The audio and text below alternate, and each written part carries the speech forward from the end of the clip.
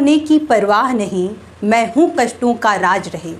बलि होने की परवाह नहीं, मैं हूँ कष्टों का राज रहे। मैं जीता जीता जीता हूँ, माता के हाथों स्वराज रहे। प्यारे बच्चों, आज हम अध्ययन करेंगे क्लास 10 यूपी बोर्ड के छात्रों के हिंदी पाठ्य पुस्तक में संकलित पुष्प की अभिलाषा शीर्षक की। पुष्प की अभिलाषा शीर्षक माखनलाल चतुर्वेदी जी द्वारा रचित शीर्षक है। इस शीर्षक के अध्ययन में हम जानेंगे कि आखिर पुष्प की अभिलाषा क्या है। कवि अपने इस लेख के माध्यम से पुष्प की कौन सी अभिलाषा को उजागर करना चाहता है। अभी आपने 4 पंक्तियां सुनी। निश्चित ही ये पंक्तियां बलिदान से संबंधित पंक्तियां थी। तो आज हम इन्हीं भावनाओं पर विचरण करेंगे। हमारी अध्ययन का केंद्र भी बलिदान से संबंधित ही होगा। तो हम पुष्प की अभिलाषा पढ़ने से पूर्व पहले पाठ परिचय को जान लेते हैं। आइए, पाठ परिचय के अंतर्गत हम देते हैं शीर्षक का नाम पुष्प की अभिलाषा, जिसके रचयिता माखनलाल चतुर्वेदी जी हैं। रचयिता माखनलाल चतुर्वेदी जी, क्यों उनको रचयिता कहा गया है इस विषय पर आप जान लीजिए। क्योंकि इसलिए उन्हें रचयिता कहा गया क्योंकि जो लेखक होता है वह गद्य में लेखक लिखा जाता है, परंतु काव्य में रचयिता इसलिए लिखा जाता है क्योंकि काव्य की सर्जना की जाती है, इसलिए हम रचयिता लिखते हैं। इसलिए इस पाठ की जो रचयिता हैं वो माखनलाल चतुर्वेदी जी हैं। आगे, भाषा सरल खड़ी बोली है। भाषा जो है सरल खड़ी बोली, यानी जो आमतौर पे हम बोलते हैं उसी भाषा में लिखा गया है। शैली प्रतीकात्मक, आत्मपरक तथा भावात्मक शैली का प्रयोग किया गया है। रस वीर रस है, और आप जानते हैं कि जहाँ वीर रस होगा वहाँ गुण ओज होगा। वीर रस की पंक्तियों को जब आप सुनते हैं तो आपके मुख पर उस तरह के भाव भी उभर आते हैं। तो उस स्थिति में जो है वहाँ गुण ओज भी होगा। छंद तुकांत मुक्त है। कविता युग चरण नामक काव्य संग्रह से संग्रहित है। जो कविता है वह युग चरण नामक काव्य संग्रह से लिया गया है, यानी युग चरण माखनलाल चतुर्वेदी की एक रचना है। उनके इसी काव्य संग्रह से पुष्प की अभिलाषा को लिया गया है। अब देखिए, माखनलाल चतुर्वेदी का नाम आपने सुना तो निश्चित ही आपके मन में माखनलाल चतुर्वेदी जी के विषय में जानने की जिज्ञासा उत्पन्न हुई होगी। तो आइए हम एक नज़र कवि परिचय पर भी डाल लेते हैं, जो कि इस प्रकार है। कवि परिचय के अंतर्गत हम सर्वप्रथम जानेंगे कि कवि का जन्म 1889 ईस्वी में हुआ था और इनकी मृत्यु 1968 ईस्वी में हुई थी। माखनलाल चतुर्वेदी का जन्म बावई मध्य प्रदेश में हुआ। इनके पिता का नाम पंडित नंदलाल चतुर्वेदी था। इनकी शिक्षा, प्रारंभिक शिक्षा के बाद घर पर ही इन्होंने अंग्रेजी, संस्कृत, बांग्ला और गुजराती भाषा का अध्ययन किया। शैली मुक्तक शैली का इनकी रचनाओं में प्रयोग है। प्रमुख रचनाएं आप जानेंगे कि यही मेन है, इसका यही एक महत्वपूर्ण बिंदु है। अक्सर रचनाएं भी पूछी जाती है परीक्षाओं में, तो इसे विशेष रूप से आप ध्यान देंगे। प्रमुख रचनाएं जो हैं इनका कविता संग्रह हिम तरंगिनी पे इन्हें साहित्य अकादमी पुरस्कार से पुरस्कृत भी किया गया था। साथ ही इनकी रचनाएं माता, युग चरण, समर्पण आदि है।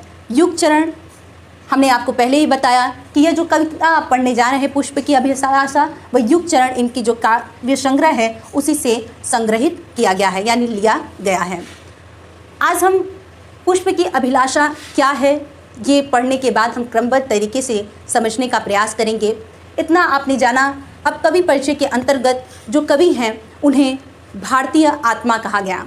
आखिर कवि को भारतीय आत्मा क्यों कहा गया ये आप जान लीजिए, क्योंकि जो कवि हैं उनके मन में देश प्रेम की भावनाएं थी। ठीक है, इस वजह से इन्हें कवि भारतीय आत्मा कहा गया। क्या ये भारतीय आत्मा जो कहा गया, इन्हें उपाधि दी गई, वो कितने अपनी कविताओं के माध्यम से लोगों तक पहुंच पाए, इसे हम पढ़ने के उपरांत जानेंगे।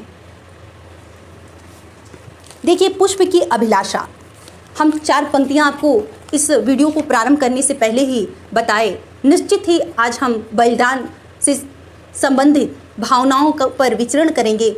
तो आइए हम देखते हैं पुष्प की अभिलाषा क्या है। पाठ प्रवेश के अंतर्गत आप जान लीजिए दिया गया है, प्रस्तुत कविता में पुष्प को प्रतीक के रूप में प्रयोग किया गया है, यानी बस एक सिंबल के रूप में पुष्प को प्रयोग किया गया है। कवि देशवासियों को मुक्त आत्मोत्सर्ग के लिए प्रेरित करता है। कर्मवीर सदैव आत्मा की आवाज़ पर राष्ट्र की रक्षा के लिए तैयार रहते हैं।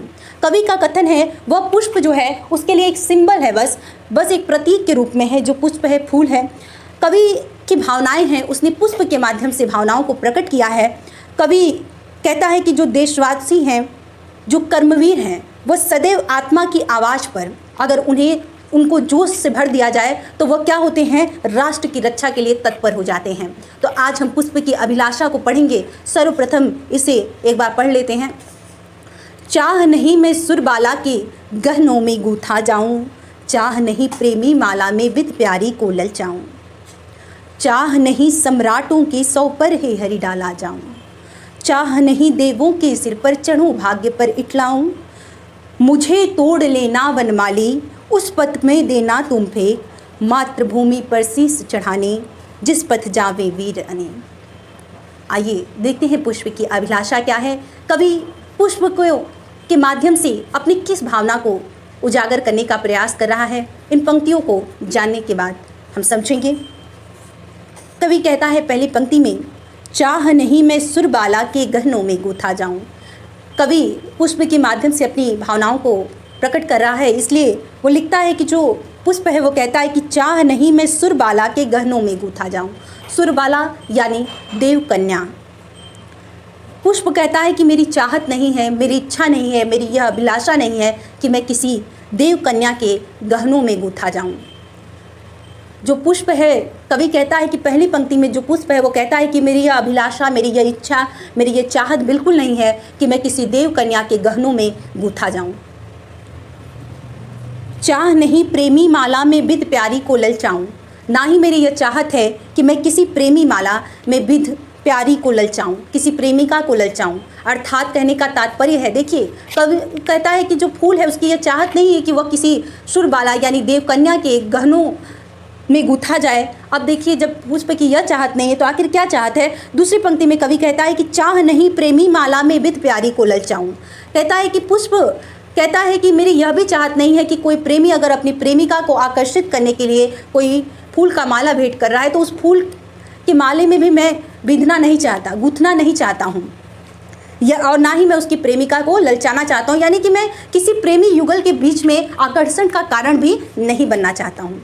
अब बताइए, जब पुष्प की चाहत देवकन्या के गहनों में गूंथे जाने की भी नहीं है, ना ही प्रेमी युगल के बीच में आने की है, आकर्षण का केंद्र बनने की, तो आखिर पुष्प की चाहत है क्या। कवि अगली पंक्ति में कहता है कि चाह नहीं सम्राटों के शव पर हे हरि डाला जाऊं। कहता है पुष्प कि हे हरि, हे भगवान, मेरी यह भी चाहत नहीं है कि मैं सम्राटों के शव पर डाला जाऊं। यानी आपने देखा होगा कि जब बड़े बड़े लोग मरते हैं, उच्च पद पर जो आसीन लोग होते हैं वह मरते हैं, यानी बड़े बड़े सम्राट, राजा महाराजा जब मरते थे तो उनके शव यानी मृत शरीर पर कुछ पुष्प अर्पित किए जाते हैं। तो जो फूल है उसकी यह भी मनोकामना नहीं है, वह यह भी नहीं चाहता कि बड़े बड़े सम्राटों के मृत शरीर पर मैं डाला जाऊं।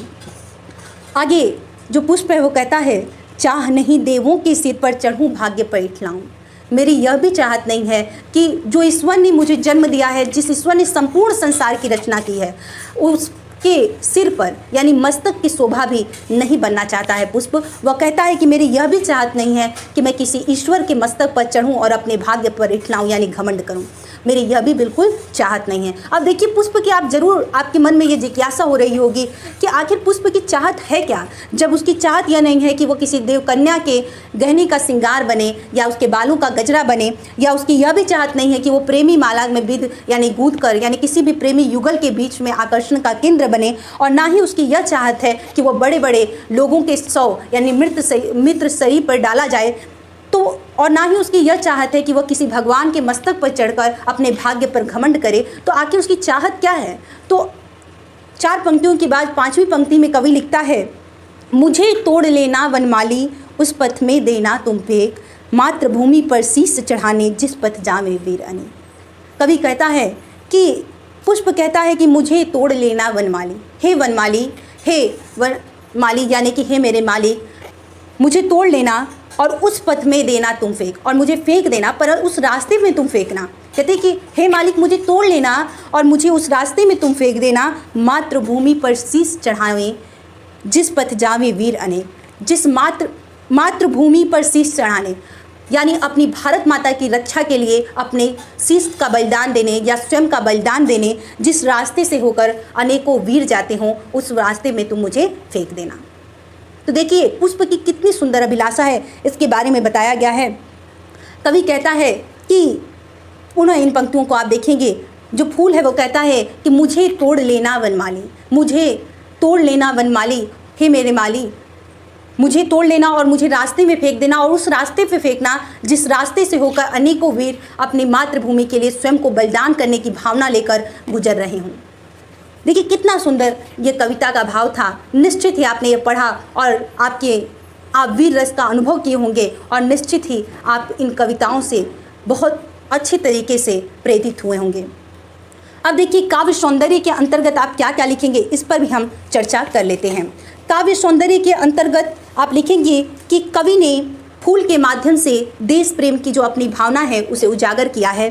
साथ ही आप लिखेंगे कि कविता में सम्मान प्राप्ति की अपेक्षा देश की रक्षा के लिए उत्सर्ग हो जाने वाले वीरों को अधिक गौरवशाली कवि ने बताया है। भाषा सरल खड़ी बोली हमने पहले ही आपको बताया। शैली प्रतीकात्मक, आत्मपरक और भावात्मक है, आपको हम पहले ही बता चुके हैं। रसवीर, गुण ओज, छंद तुकान, मुक्तक छंद है। और अलंकार के अंतर्गत आप लिखेंगे अनुप्रास अलंकार एवं पुनरोक्ति प्रकाश अलंकार। निश्चित ही आप इतना लिखेंगे और आपका यही पाठ समाप्त होता है। इसकी अगली कड़ी में हम जवानी शीर्षक के संपूर्ण पद्यांशों की व्याख्या को साझा करेंगे। कैसा आपको वीडियो लगता है? अगर आपको वीडियो पसंद आए तो कृपया आप हमारे चैनल को सब्सक्राइब कर लें और साथ ही इस वीडियो को पसंद करें।